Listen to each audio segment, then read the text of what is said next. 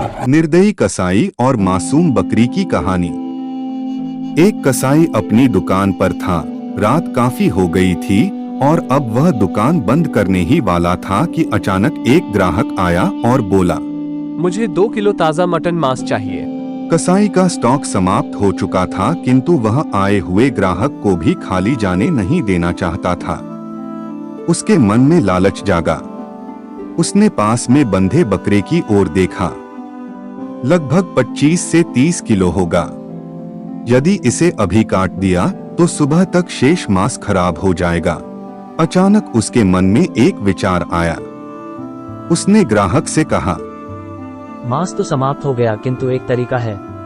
मैं बकरी का एक पिछला पैर काट देता हूँ। तुम्हारा काम हो जाएगा और यह सुबह तक जीवित भी रहेगा। और वह छुरा लेकर बकरे की तरफ बढ़ा। उसे यूं आता देख बकरा मानव की तरह जोर जोर से हंसा।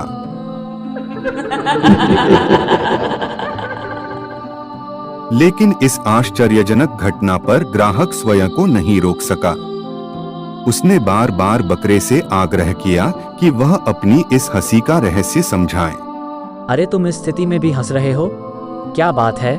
कसाई के पूछने पर बकरे ने निर्विकार भाव से कहा, देखिए, इससे पहले कई जन्मों से यह क्रम चला आ रहा है कि एक बार मैं बकरा बनता हूँ और यह कसाई, और उससे अगले जन्म में यह बकरा बनता है और मैं कसाई।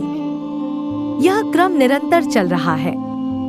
इस प्रकार हम ईश्वरीय कर्म विधान में यह हिसाब किताब करते आ रहे हैं। लेकिन आज जो होने जा रहा है वह एक नई परंपरा का आरंभ है। मुझे हंसी इसलिए आ रही है कि भगवान इस एक टांग वाले कर्म का न्याय कैसे करेगा, हिसाब कैसे होगा, उलझन तो उसे भी होगी।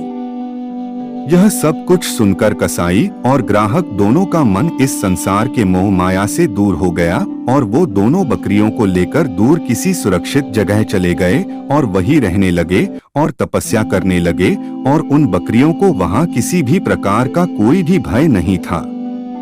आगे चलकर वे दोनों संत बने और बकरी बाबा के नाम से विख्यात हुए।